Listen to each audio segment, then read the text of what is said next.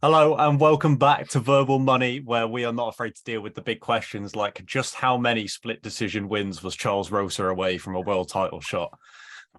We got some big stuff to talk about, some stuff to preview, but we got to start with the PFL, who hosted the big event of this last week. We were saying it was weird to not have anything to watch on Saturday. Very strange for a change, but staying up late, can't do it on a Friday and a Saturday is too much, so I wasn't too bothered myself. We all took in all of the PFL finals card. One of the things that surprised me was the pacing was actually not too bad. So if you watched it, then hopefully you weren't too tired by the end. I'm just going to leave it up to you guys. Where do you want to start? Because I feel like there's a really obvious one we could start with, but the main event probably took the headlines. So I'm just going to open up to the floor. Yeah, I mean, like you said, Carl, the main event did obviously take the headlines. Kayla Harrison finally getting a defeat in her career, which a lot of Twitter's a bit of it's a horrible place when something like this happens, because if she wasn't a liked fighter before, she's certainly not liked now that she's got a loss, which is just, it's crazy how social media works. But alas, I mean, fair play to Pacheco for finally getting her revenge on Harrison at the third time of asking. It's just bizarre. I mean, what happened from here? Because obviously it was Kayla's last season performance. So do they do a one-off fight of them two again? I really doubt it. But yeah, It was a strange one to like when it had all settled. Like it seemed like Pacheco was going to win the fight, and then when she did, I kind of didn't believe it. Like I still thought somehow Kayla was going to walk out with the win. We were speaking before we started recording about what Kayla does from here, and Jake, you were saying like you don't really want to see the fourth fight just for the sake of it. But do you think that this could potentially tempt Kayla back in to another season, or do you think we've seen the last of her in this format? Well, she was very candid about her emotions after the fight, and she admitted that this one does sting because she got beaten on the world stage for the first time in her career, and she would, the kind of rhetoric she was using in the months leading up to this season about not really being motivated and kind of unsure about her future in the PFL. I think this loss could ignite that drive in her again, and she may come back for one final season. And it could kind of be her walking away into the sunset on one last redemption season in the PFL. But alternatively, this I don't really see it demoralizing her. But if it does, I will eat my words. But I don't think this is the last we've seen of Kayla Harrison in the standard PFL format. Yeah, I agree with you. Am I in the minority in that I don't actually mind Kayla Harrison? I don't really understand. I know that she's a cocky I like fighter, her. but Yeah, She's fine. I don't mind. I'm not a big fan or anything, but like she's not the worst. yeah, like- I mean, When there you've was got that. that, God, sorry, Steve. God, Steve. when you've got that confidence and like you've got the kind of promos ability and the way she does her promos is always going to rub some people the wrong way. And it's like even like on her rise before the Holly Holm fight, Ronda Rousey always had people that weren't a fan as well. It wasn't just after. So when you're that kind of personality, that brash, that confident, and she backed it up to this point, obviously. But when you're that kind of personality, you're always going to have those people who just aren't a fan. I feel like. yeah. I think there was that notion that she wasn't a huge fan of the media as well, which obviously no fighter enjoys doing the media that much. But the experiences that we've had with her, I think she's absolutely fine. I don't see this whole notion of just like disliking her for the sake of it. Yeah, it's a weird one. Like don't get me wrong, I was incredibly impressed by Pacheco, but I wasn't happy to see Kayla Harrison lose or anything like that. Just thought it was a good performance. But also it really didn't matter what happened in the main event after the absolute sky high feeling of watching Brendan Loughnane become a millionaire after the last few years he's had. This season in particular, which I don't think people have talked about enough, was so difficult for him at the start. Like I really wasn't sure whether he would get through to these later stages, but he pulled it off. with maybe the best performance of his career against Bubba Jenkins to get the stoppage in the 4th round and become a millionaire. I know that we're all just going to get carried away and excited about Brendan Loughnane, but to be slightly critical for a second, were you guys more impressed with this performance or the one against Chris Wade? Because for me, they're the best performances of his career, but they were very close in terms of which one I thought was better.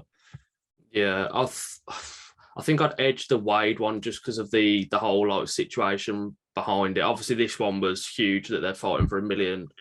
It doesn't get much bigger, but the whole rivalry between him and Wade, the way that Wade was going into it, just saying that he was going to completely out wrestle him, hardly even got him to the ground for even 5 seconds. I mean, this one was similar as well. Bubba Jenkins thought that his keys to victory would be to get him on the ground, which obviously that's what everyone thinks when it comes to Loughnane, but I don't think he actually scored a single takedown. No, I don't think so. I thought Bubba Jenkins as well, to be fair to him, looked like really improved from the last few times we've seen him. Like his striking looked really good. Yeah. He caught Loughnane with some big shots, but yeah, I mean, I'm being overly critical because I was so impressed by the performance, and both that and the Wade fight were amazing. But yeah, just an incredible moment for UK MMA, and that I hope they never get rid of the comically big gold checks, because it's just hilarious to me every time when they bring them out like it's a quiz show, you know. It's class seeing the fighter with their significant others as well, and or like in Loughnane case with his mom standing there with the check, the gold belt around his arm. It's amazing, man. You can't hate it, can you? No. It's awesome to see how far he's come from being the guy who was, kind of fucked over a little bit by Dana White on the Contender Series, and he's gone through adversity in the PFL, but now he is their champion, and he's literally got $1 million in the bank. So I think it's a bit of a fuck you to Dana. Just stop not giving guys contracts who are good fighters. And it's great to see someone making a name for themselves outside the UFC, because the UFC, they might be trying to get a monopoly on the sport, but there are other organizations out there like the PFL, and there are some absolutely amazing fighters in there. I'm so happy for him. Yeah, even before that, obviously you mentioned the Contender Series. People forget he had a fight in the UFC a long time ago. Yeah. He was 22-year-old kid on the Ultimate Fighter, had a fight in the UFC against Mike Wilkinson, who's like a more experienced guy. He was a vet at that point, or they had a similar experience, but he was an older guy than Brendan. So he was obviously more suited to that at the time. Brendan, it took him a little bit longer. He got knocked down a few times, but he got there in the end, and it's great to see, of course. Just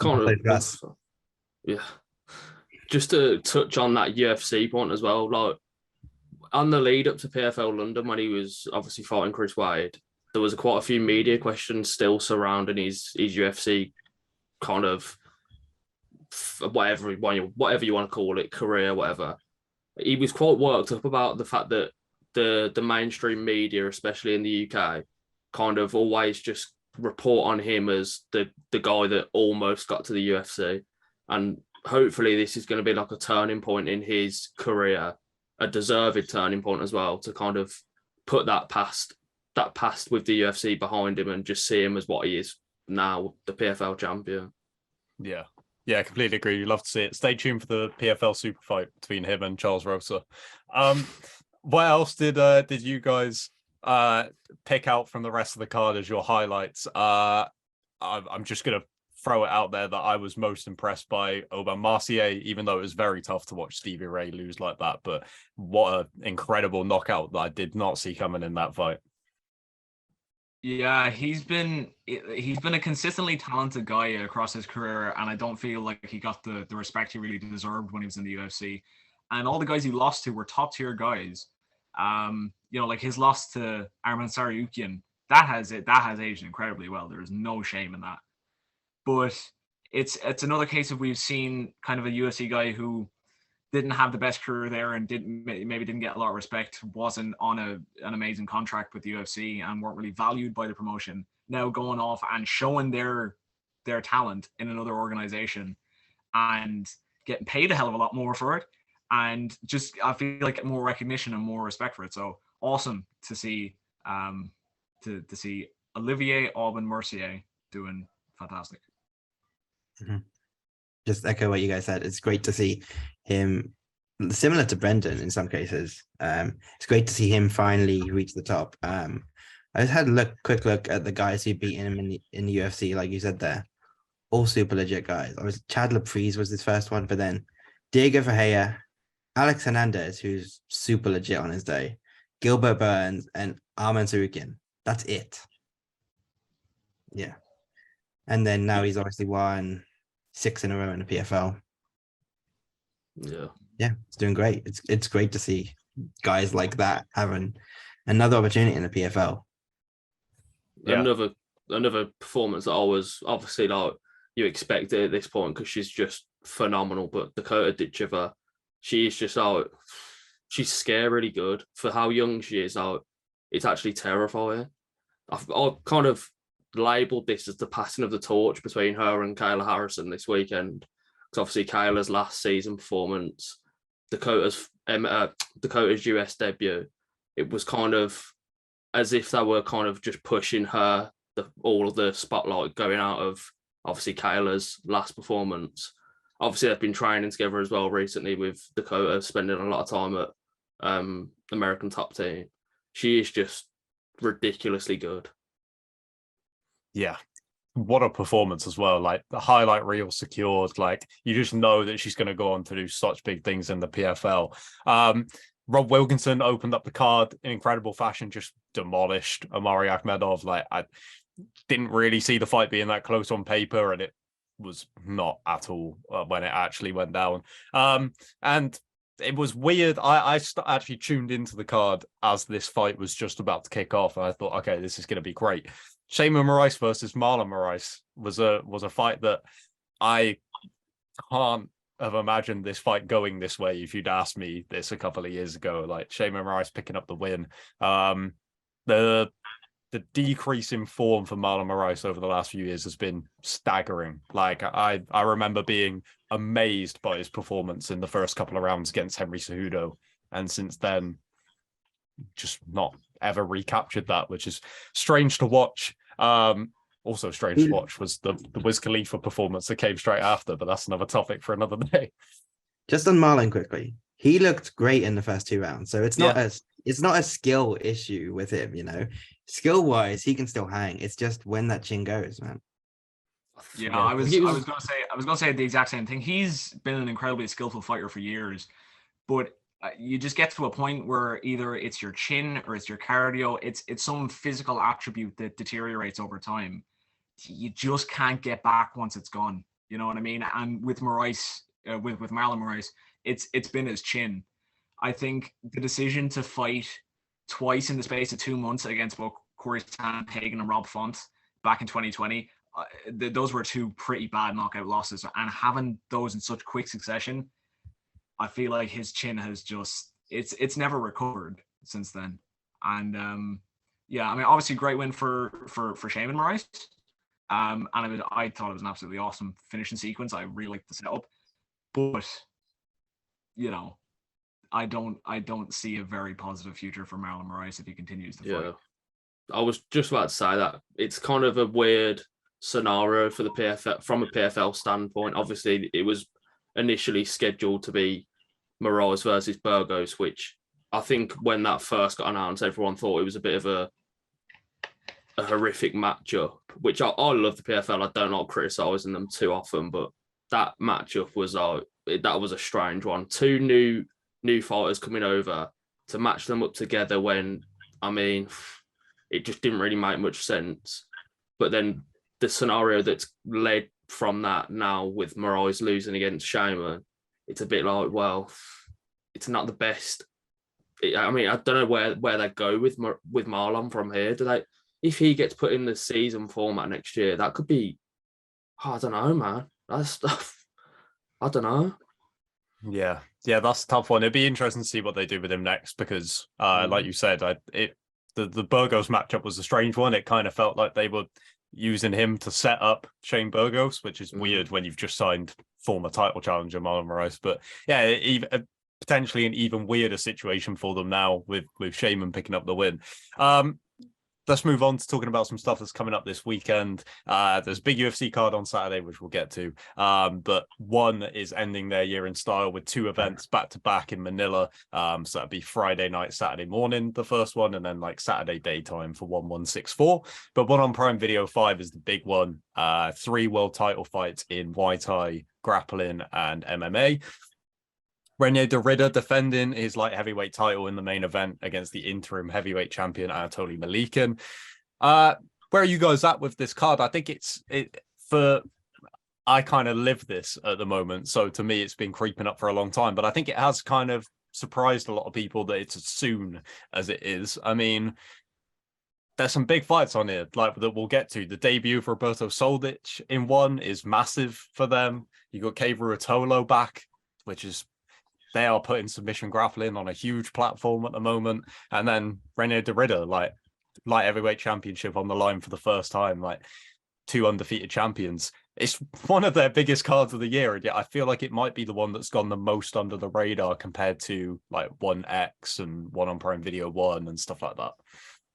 Yeah, I'm not sure why that is as well, because it's not as if we've got like a humongous UFC card this weekend either. It's a great fight night, but I mean, on paper, the one card far better. Like the matchups throughout that, and obviously the title fights throughout it, they're far bigger than what the UFC is. So I'm not sure why it's kind of gone under the radar, but I do agree it definitely has. I think it's because we don't have one of those names there. Obviously, we've got Mighty Mouse, Alvarez did some. Even John Lineker on one of the recent Prime Video cards. There isn't that kind of name to appeal to UFC fans. Obviously, if you know one, you look at this card, you see Renier Derrida, you see Soldic, of course. You see people like Edward Folleyang, who's been around for ages, legend of the Filipino scene. So it's a really good card, but there isn't quite that name on it to grab the casual, to grab the people who will watch one for Mighty Mouse or something like that. There isn't that name, which is why I think it's gone under the radar. But it's one of those cards where if you know, you know. Yeah, I think you're absolutely spot on there, Steve, because like for the casuals who are more UFC fans and then will tune into a one card if they recognize the name, this card has probably gone under the radar a little bit. But even if, you know, you're a KSW fan or something like that, and you see Soldic's name on this card, that's going to interest you. I know Derrida obviously is one of the biggest stars in one now at the minute, and what he's doing it's unreal, honestly. But Soldic, there was a lot of news about him earlier this year on where he was going to sign after leaving KSW. And there was a lot of speculation that he was 3 wins away from a UFC title shot if he signed. But he made the decision to jump ship over to One. And I think it means a lot for One as a company, because if Soldic can win this, you've got to presume they're throwing him into a title fight sooner rather than later. You know, there's no need with a guy like Soldic to see if he's legit or to try and build hype around him. Anyone who is going in to watch Soldic fight knows how good he is. So I think a win here basically guarantees a fight for him. That's the fight I'm most excited about on the one card this weekend. Yeah, I've got to give credit to One as well for putting him in against probably the number 1 contender in the division in Murad Ramazanov, who undefeated. Like it's a solid test, and like you said, Jacob, they fully know that if he wins this fight, they have to do him versus Christian Lee. Like that fight will be massive for One championship.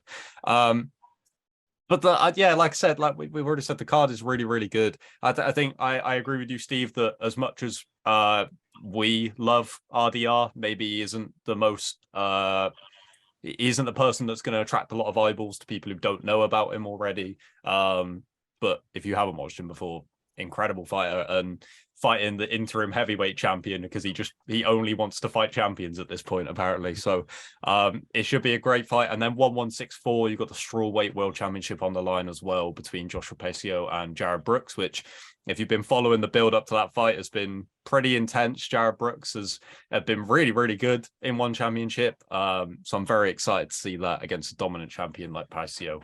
But then Saturday, the UFC card. Can I just touch on one more thing on one. The Saturday card, the second card, the return of Rug. Yes. I thought you were going to say Brandon Vera, but I forgot about Rug as well. Rug, Omar Kane, Rug is on this card, so you know there's going to be some chaos in that one. Continue, Kyle. But it's a really fun card, that 1164. It's quite a sneaky one as well to follow up the Prime Video. This UFC Fight Night as well is another one that when I was scrolling through it, I'd had my eyes on this one because I kept seeing really good fights announced for it. And then scrolling through, I was like, this Fight Night card is really good. Like, people have complained a lot about the Fight Nights this year. I think this is up there with the best Fight Night cards we've got. Like, I could see this card being a pay-per-view event if it had a big title fight at the top of it. Like, it's a solid card throughout.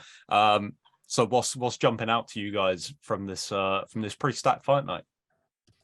I think touching on the point that you made, Carl, about the people moaning about the Fight Night cards, I think the issue is that, like you've just said, this card is ridiculously stacked. Like, there's no reason why a couple of these fights couldn't have been on the last Fight Night card, because then that would have made that one even like a little bit better. But I mean, I'm not going to complain because we've got it all in one night now, so that's a bonus. But the one that's kind of jumping out at me at the moment is Tuivasa versus Pavlovich, and that's just because they're both ridiculously heavy punching heavyweights. So that's probably why. I think you've got to give some credit to the main event as well. A lot of people are actually overlooking the main event this week, Wonderboy versus Kevin Holland. Definitely a weird bit of matchmaking from the UFC. I didn't anticipate this coming at all. You've got a guy in Wonderboy who, hasn't won a fight in a while. Like we were saying earlier about Marlon Moraes, it's not that he's not skillful anymore. It's just that maybe his physicality has maybe taken a step off. And you've got Kevin Holland, who was on a bit of a hot streak since moving down to welterweight. He ran into Hamzat Chimaev on 24 hours notice, then retired for a while, then unretired like 2 weeks later. And I'm not quite sure where Wonderboy is where he is in the rankings. I'm pretty sure he's still in the top 10. And you've got a guy in Holland who I'm pretty sure is unranked. So definitely a weird bit of matchmaking, but it's going to be an awesome fight. Two really good strikers. I mean, I actually can't even pick, to be honest. I want to say Kevin Holland, but I want to get your guys' opinions on who do you think is taking that fight. It's a tough one, I think I would probably edge Wonderboy because Holland's not going to take this to the ground. Thompson, he's obviously the more experienced kickboxer. He's one of the better kickboxers in the UFC ever, to be honest. So yeah, I would favor him purely based on the fact that it's going to be a striking match and he is the more experienced and cleaner striker. But we've seen him get knocked out a couple of times now. So there's always the chance that Kevin could catch him. Yeah, I think I'll completely agree with Steve. I think if it's one that I can see going quite far into the fight, maybe reaching those main event rounds. And if that is the case, then I can see Holland just cruise into a decision victory. But then there's always like Steve said, the possibility that Wonderboy's chin kind of lets him down if Holland can get into range and land quite a big shot. But it's just whether he can get into that range of Holland's of Wonderboy's long rangey fighting. It's a hard one to predict, really. It really is.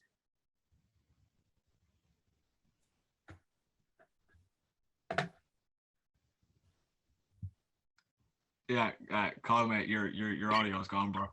Oh, it's back. I thought that was mine there. I was thinking, oh shit, what have I done? I had you all going. We've all had some weird difficulties in the lead up to this. I thought it was me, but I looked down at Steve and Steve was making the same face as me. So I was like, no, it's Kyle. I started turning my microphone thinking, oh no, what have I done? No, we're all good. We're all good. As I was saying, but none of you heard me. There's some really good matchups on this card that, like you said at the start, Jamie, if they had maybe spaced a few of these out over a few weeks, I think it would have strengthened their schedule as a whole. But again, can't complain with having an overly stacked fight night. Obviously, we were supposed to have Jack Hermansson versus Derek Brunson on this card as well. But Hermansson stayed on the card against Elidze. I am so surprised that when I threw it out there for you guys to pick a fight, that Jamie didn't go with the flyweights. That would have been my lock for this. I absolutely love Matt Schnell as well. I don't know if you guys have seen his YouTube channel. It's phenomenal, man. I don't know if that's just because I'm quite like a mundane person and I love watching people open like UFC packs. But he does that on his YouTube channel. He opens like UFC collectible cards, and it's incredible. I am a big fan of him since I've discovered his YouTube channel. So yeah, I'm very excited for that one. I'm a fan of his fighting style, but I've seen some of the videos on him on his opinions on fighter pay and unionizing and things like that, and it's put me off. That's it. Awesome fighter. His fight against Sumidarji earlier in the year, probably still a round of the year contender. But Jesus Christ, that man has some absurd bootlicking that he has to explain for. I've always been a big fan of Matt Schnell as well, for a different reason to you guys. Do any of you guys remember the MTV show Caged? I only know about it because I've seen the Matt Schnell stuff. Yeah, he was on that show. It was basically like an MTV reality show about a bunch of fighters, probably 10 years ago now, even longer maybe. And he was just one of the guys, and he's the guy from that show that happened to make it. So it's always been, oh, cool, that's the guy from MTV Caged when he first started. And then obviously he's become an established UFC fighter since then. But his Twitter account was still Danger Caged, which was hilarious to me. But yeah, he's just a great fighter to watch. Good style, like you mentioned, that Sumidarji fight. One of the most fun fights this year. I don't know how he stayed in that fight, to be honest. I still don't realize how, or I still don't know how, but yeah, just insane. He's a great fighter to watch. One of many really fun fights on this card, of course.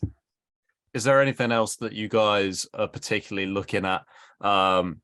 Just jumping off the page to me, I'm always happy to see March Casey in there, especially when he's in good form. So I'm excited to see him back in there against Michael Johnson, which would be a really big win if he can pick up a win like a name over Michael Johnson. But yeah, anything else there you guys want to chat about?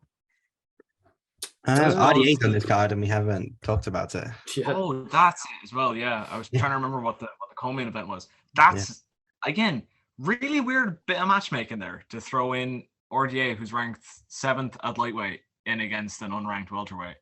But I'm not going to complain because this fight is fucking awesome.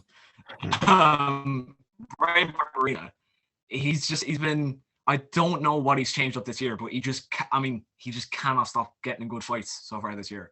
His fight against Matt Brown back earlier in the year, it's really underrated in terms of just complete action fights earlier this year. Then he had a back and forth brawl with Robbie Lawler back at UFC 276 in July. That was amazing as well. It looked like things weren't going to go his way, but his power prevailed in the end. Big step up in competition, though, from Matt Brown and Robbie Lawler to Rafael Dos Anjos. Is Dos Anjos past his prime? Yeah, he is, but like the guy can still hang with the best lightweights in the world, and he was hanging with the best welterweights in the world just a couple of years ago. So it's a big ask from Brian Barberina. I'm gonna lean towards Dos Anjos on this one. How are you all picking it? Yeah, I think I'm leaning Dos Anjos as well. Yeah, I'd agree. I would agree with RDA on that one. Yeah, I think this little Brian Barberina Legends tour might have got a bit too far into legends that can still fight to a pretty high skill level, unfortunately. But I will always watch Brian Barberina fight. The man is a crazy person, so I'm all for it. There's a ridiculous amount of fun fighters on this card. I've just gone down the whole list. We've got Barberina, of course, Kevin Holland, of course, Schnell we've talked about, Tuivasa. But then going further down, Nico Price is on this card. Angela Hill's on this card. Clay Guida on this card. Elkins as well. Darren Elkins against JSP. Amanda Hebas. I was just about to bring that photo up, actually. Yeah, that's quite a big photo for Tracy Cortez, that is, because I don't think she's in the rankings at the moment, is she? She's sitting at number 13 right now, I think. I've looked at the rankings. I couldn't see her, but maybe I'm just... I was on the UFC website earlier. It says it's number 13 versus number 9. Okay. Well, yeah. I mean, it's for her to have the possibility to jump into the top 10. It'll be her first, they're seemingly trying to push. It'll be her first proper big win though, because even though she does hold that ranking, well, according to when I checked, she did apparently.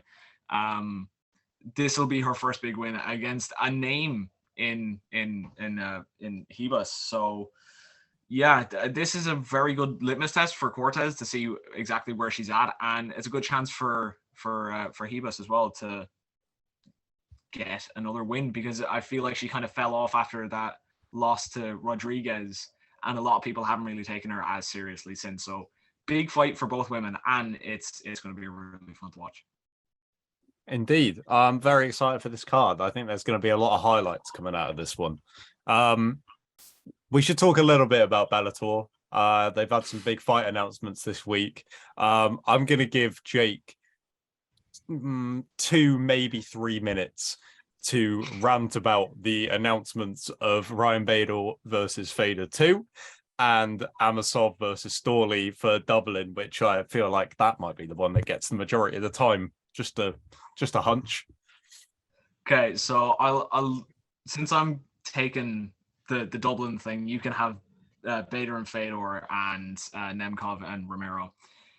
Okay, Amosov versus Storley. Good fight. I love myself a good title unification fight. And Logan Storley, he got the upset, albeit slightly controversially, against MVP earlier in the year. And then Amosov as well. I think was it last year or earlier on this year when he beat Douglas Lima. However, if you're going to do a card in Dublin, know your audience, basically, because 99% of the people who are going to be in Dublin that night are going to be pissed off their head Irish fans in tap-out t-shirts asking when Conor McGregor's fighting, right? They're not going to want to watch.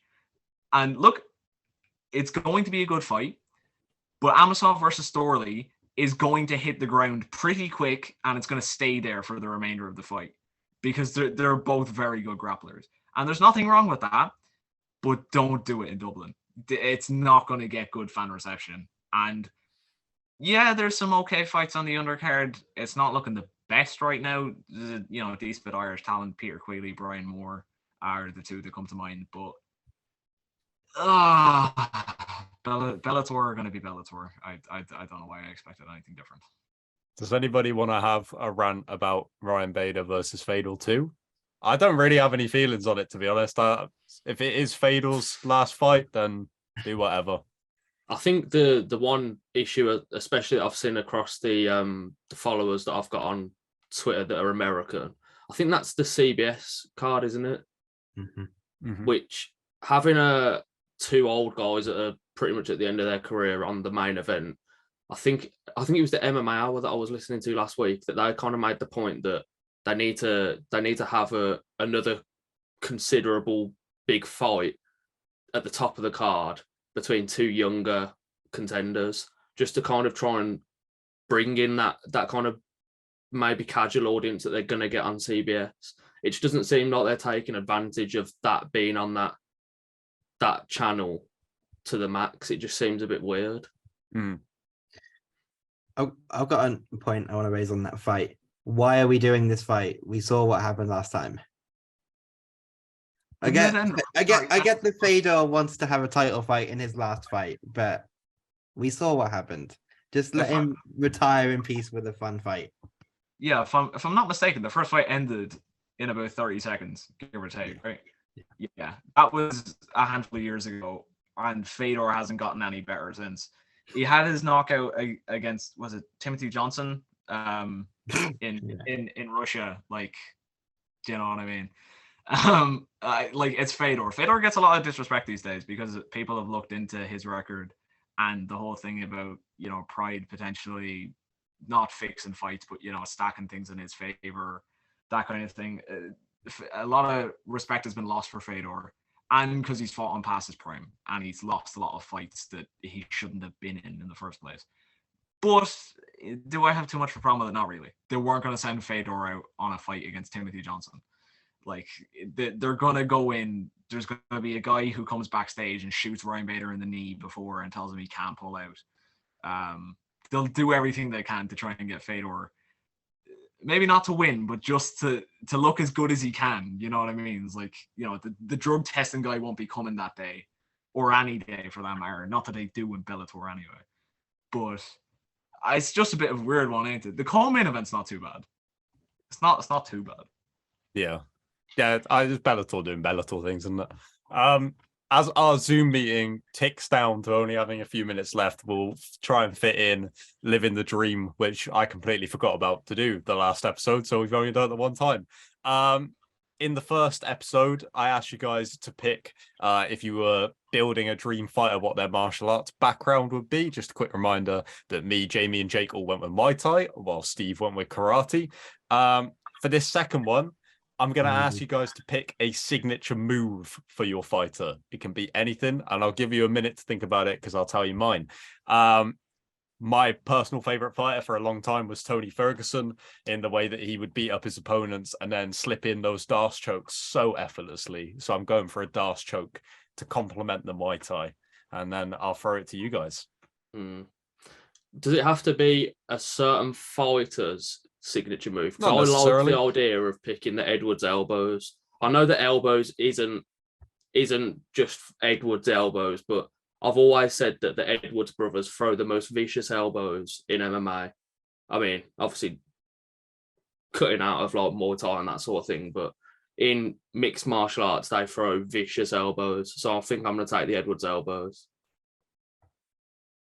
Ooh, it's a very tough question, and it's not like the most lethal thing in the world.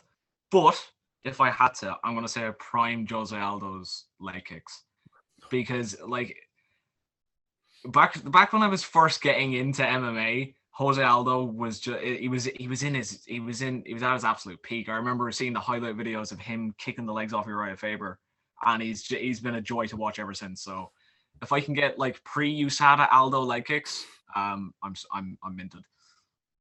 Yeah, I'm obviously thinking moves that a karate specialist would use in a fight. First thing that came to mind is a good head kick. And since we're like thinking of fighters, that's obviously the route we've gone down. Give me a crow cop head kick. Why not? Right leg hospital, left leg cemetery. That'll do. Amazing. Right. Good choice.